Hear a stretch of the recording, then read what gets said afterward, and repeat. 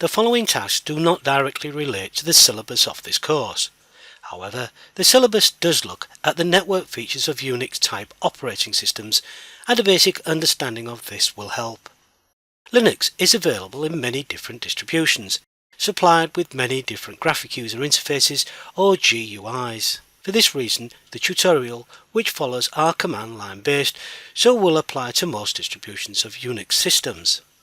Also, many Linux servers have command line interfaces or CLI, due to the view that the GUI can take up valuable service resources. If Linux is completely new to you, then this section may prove challenging. You may wish to go over the tasks more than once, but remember that only a basic understanding is required for background information. To complete the tutorial, you should download Ubuntu Desktop and Server from www.ubuntu.com. Type this into your browser. Click on the download link, then on Ubuntu Desktop, which is only one form of Linux.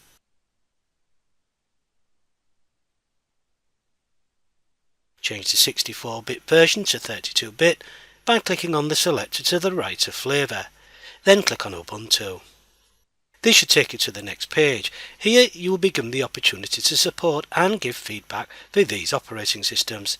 This is always important for developers, and we would encourage you to do so. In our example, we have scrolled down and then clicked on Not Now, Take Me to the Download. You'll notice if you are using Google Chrome that a download message will appear at the bottom of your browser. Once completed, we shall, while connected to the Ubuntu website, download the server version. To do this, click on Downloads again. You may need to scroll down as shown in our example. This time, select Ubuntu Server. Once again, choose the 32-bit version, then click on Ubuntu. The download will begin. If you want, these images can be burnt to a CD or DVD disk. Once the downloads have been completed, close the web browser, then start VirtualBox.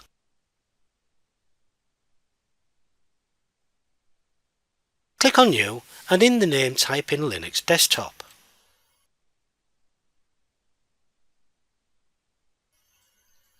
Change the version to Debian by clicking on the selector to the right of this, then click on Next.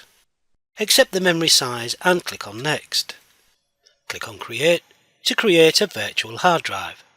Accept the hard drive file type and click on Next. Click on Next when prompted with the hard drive type. Accept the dynamic option allocated by clicking on Next.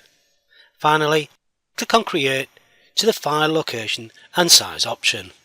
Now we have to alter two settings within the virtual machine. Click on Settings. The first of these is to do with the virtual machine's processor.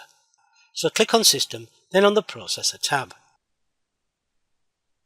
Now enable the PAE-NX. We shall install a virtual CD image, which is the file we have just downloaded. Click on Storage, then on the CD icon, which is currently empty. Now we shall point this to the Ubuntu desktop image file. Click on the icon to the right of the CD/DVD drive. Then select Choose a virtual CD/DVD disk file. In most cases, it will open in the download area as shown here. If not, you should manipulate to the location or select the location where this file is. The file that we shall choose is the Ubuntu Desktop i386. Click on this, then Open. Click on OK to close the settings. Now start the virtual machine by double-clicking on it.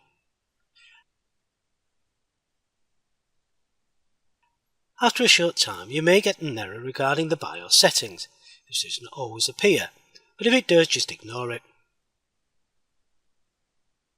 At the welcome screen, you will be given the opportunity to try Ubuntu, which means that the operating system will not be installed but can be run from the CD, DVD or install Ubuntu. In our example, we wish to install Ubuntu, so click on this option now. At the next screen, a check is made that sufficient space is available for the hard drive and that the virtual machine is connected to the internet. There is also an option to update the operating system.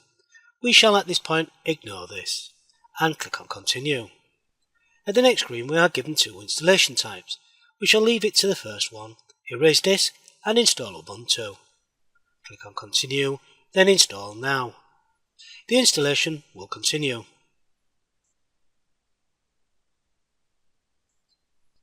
You will eventually be prompted for your location.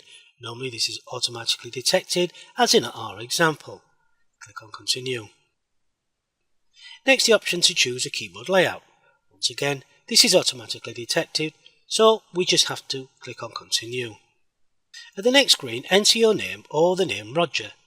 You should be aware if you use your name, then when prompted in the task to enter a username, it should be the one you choose at this point. In our example, we have chosen Roger. Also, this is case sensitive, so if you type in Roger with a capital letter and you have used lowercase letters here, then you will not be able to log in.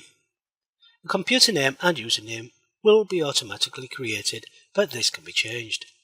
In password, choose the password "Let me in", no spaces and all lowercase, then confirm this. You will find that this is considered as a weak password and should never be used in practice. We have used it for the sake of convenience. Click on Continue and once again the installation will continue. Eventually a message will appear, installation is complete, so click on Restart Now.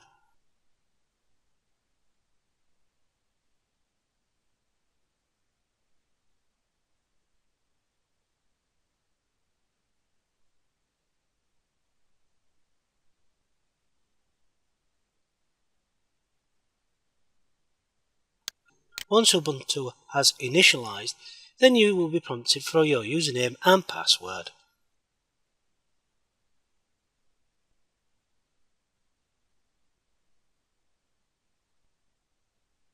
The final act is to install the guest additions, and to do this, click on Devices at the top menu. Then install Guest Additions CD image. After a short delay, a message will be displayed. The medium contains software intended to be automatically started. Would you like to run it? Click on Run.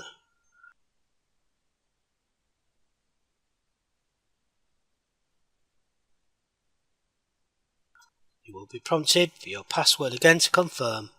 Once entered, click on Authenticate and the final installation will start. To restart or close the program down, click on the icon found at the top right hand side corner of the screen, then click on Shutdown. Click on Restart. Once again, enter your password and this completes the Ubuntu installation.